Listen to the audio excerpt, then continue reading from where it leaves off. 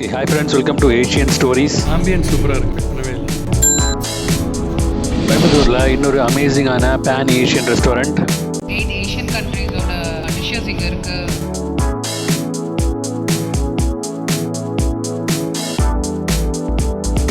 இது ரெஸ்பான்ஸ்லாம் கோயம்புத்தூரில்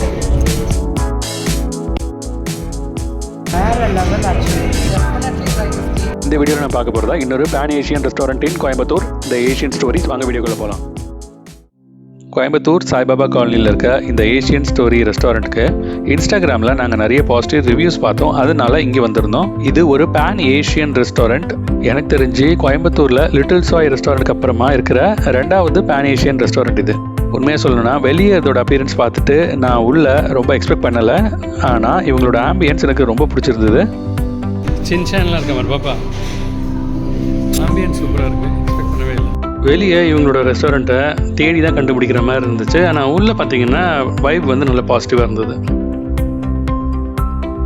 இவங்ககிட்ட தாய், Burmese, Malaysia, Indonesia, Japanese, Singapore, Vietnam, Korea இந்த கண்ட்ரியோட ஃபுட்ஸ் எல்லாமே இவங்ககிட்ட அவைலபிளாக இருக்குது. இந்த ஃபுட்ஸ் எல்லாமே எனக்கு ரொம்ப பழக்கமானது கிடையாது. எனக்கு இதில் தெரிஞ்சது ராமன் நூடுல்ஸ் மட்டும்தான். அதனால நாங்கள் அவங்கள கூப்பிட்டு இவங்களோட சிக்னேச்சர் டிஷ் இல்லை நல்லா இருக்கிறது எதுன்றதை கேட்டு தெரிஞ்சுக்கிட்டோம்.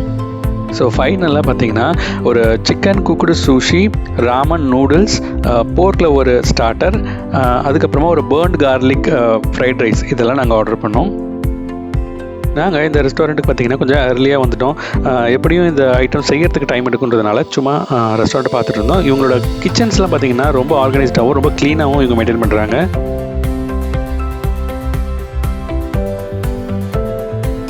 இவங்களோட ப்ரிப்பரேஷன் டைம் பார்த்தீங்கன்னா கொஞ்சம் அதிகம் தான் நான் சொல்லுவேன். எல்லாமே யூனிக்கான ஃபுட்ஸ்ன்றதுனால அது ஓகே தான் நான் நினைக்கிறேன். 8 ஏஷியன் கண்ட்ரீஸோட டிஷ்ஷஸ் இங்கே இருக்குன்னு சொல்லி சொன்னாங்க. இந்த ஹோட்டல் வந்து பார்த்தீங்கன்னா ஜூன் 20 ஓப்பன் பண்ணியிருக்காங்க கோயம்புத்தூர் சாய்பாபா காலனியில். ட்ரை பண்ணலாம். சாப்பிட்டு ஸோ ஃபைனலாக நம்ம டிஷ்ஷஸ் எல்லாம் வந்தாச்சு. ஸோ இதுதான் பார்த்தீங்கன்னா போர்க் ஃப்ரை.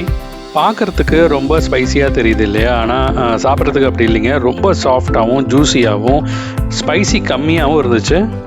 செகண்டு நீங்கள் பார்க்குறது தான் இந்த சிக்கன் குக்குடு சூஷி. இது கோயம்புத்தூரில் நான் இதான் ஃபஸ்ட் டைம் சூஷி ட்ரை பண்ணுறேன். வாய்ப்பே இல்லைங்க, சரியான டேஸ்ட்டு. ஸோ இந்த 2 டிஷ்ஷும் பார்த்தீங்கன்னா குவாலிட்டிலையும் டேஸ்ட்லேயும் சூப்பராக இருந்துச்சு. ஸோ ஃபஸ்ட் டைமாக சூஷியை பாப்பா ட்ரை பண்ணி பார்த்தா. இதில் எதுவும் பெருசாக காரம் இல்லாதனால அவளுக்கும் இது டேஸ்ட் ரொம்ப பிடிச்சிருந்தது. இவங்க இந்த சூஷியோட கொடுக்குற இந்த க்ரீன் கலர் பேஸ்ட்டை பற்றி சொல்லி ஆகணுங்க. இது நாங்கள் ஏதோ ஒரு டெசர்ட் மாதிரி நினச்சி எடுத்து வாயில் போட்டுட்டோம். அது வந்து பயங்கரமான ஒரு காரமாக இருந்துச்சு. இது கிட்டத்தட்ட ஒரு பிக்கிள் மாதிரின்னு அவர் அப்புறம் எக்ஸ்பிளைன் பண்ணார். சூஷி ஆர்டர் பண்ணிங்கன்னா எனக்கு கொஞ்சம் இதை கேர்ஃபுல்லாக சாப்பிட்ணும். ஸோ ஃபைனலாக என்னோடய ஃபேவரட் ராமன் நூடுல்ஸும் வந்தாச்சு. ஸோ நான் அவுட் சைட் இந்தியா நிறைய டைம் ராமன் நூடுல்ஸ் ட்ரை பண்ணியிருக்கேன். ஸோ இங்கே ஆர்டர் பண்ணது பார்த்தீங்கன்னா எக் சிக்கன், ஒரு ஸ்பினாச் இதெல்லாம் போட்டு செஞ்சுருந்தாங்க. அது கூடவே எங்களுக்கு அந்த பேர்ன்ட் கார்லிக் ரைஸும் அவங்க எடுத்துகிட்டு வந்தாங்க. ராமன் நூடுல்ஸும் எக்ஸலண்ட்டாக இருந்துச்சு. அதே மாதிரி இவங்களோட போர்ஷனும் ஒருத்தர் நல்லா சாப்பிட்ற அளவுக்கு இருந்தது.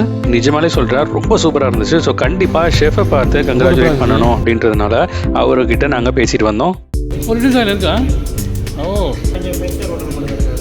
ஓ உங்கள் நேம் ஜி சாரி எப்படி இருக்குது ரெஸ்பான்ஸ்லாம் கோயம்புத்தூர்லாம்? ஸோ ஷெஃபுமே லிட்டில் சாய் ரெஸ்டாரண்ட்டுக்கு அப்புறமா இங்கே தான் வந்து பேன் ஏஷியன் குசைன் இருக்குன்னு சொல்லியிருந்தாரு. ஒவ்வொரு டிஷ்ஷோட டேஸ்ட்டையும் பார்த்துட்டு நான் வந்து கண்டிப்பாக ஷெஃப் வந்து ரொம்ப ஏஜான ஒரு எக்ஸ்பீரியன்ஸ்டான ஷெஃப் தான் வருவார்னு நான் நினச்சேன். இவ்வளோ யங் ஏஜில் இவருக்கு இருக்க ஸ்கில்லை பார்த்து நான் நிஜமாலே ஃபேன் ஆகிட்டேங்க. அவுட்டே இல்லாமல் கண்டிப்பாக இது ஒரு கோயம்புத்தூரோட பெஸ்ட் ரெஸ்டாரண்ட்டாக வரும்னு நினைக்கிறேன் இவரால்.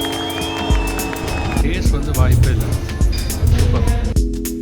ஸோ ஃபைனலாக டெசர்ட் செக்ஷனுக்கு நாங்கள் மூவ் ஆனோம். டெசர்ட் பார்த்திங்கன்னா ஒரு ஸ்பாஞ்ச் கேக் ஒன்று ஆர்டர் பண்ணியிருந்தோம். அது மறக்கவே முடியாது. நீங்கள் இந்த ஹோட்டல் வந்தீங்கன்னா நீங்கள் என்ன ஆர்டர் பண்ணாலும் சரி இந்த ஸ்பாஞ்ச் கேக்கை ஆர்டர் பண்ணுறதை மறந்துடாதீங்க. இதோட ஹைலைட் சொல்கிற பாருங்களேன், இது சமைக்கும் போது ஒரு ஸ்மெல் வந்துச்சுங்க. வா, அந்த கிச்சன்லேருந்து அந்த ஸ்மெல் வந்து நம்மளுக்கு இங்கேயே அடிக்க ஆரம்பிச்சிது. அந்த அளவுக்கு ஒரு பயங்கர டேஸ்டியான ஒரு டிஷ்ஷாக இருந்துச்சு இது. ஸோ இந்த டிஷ்ஷுக்காகவே நான் திரும்பவும் இதே நாள் இந்த ரெஸ்டாரண்ட்டுக்கு வந்தேன். அது அப்புறம் என்னன்னு சொல்கிறேன். வேறு லெவல் ஆக்சுவலி.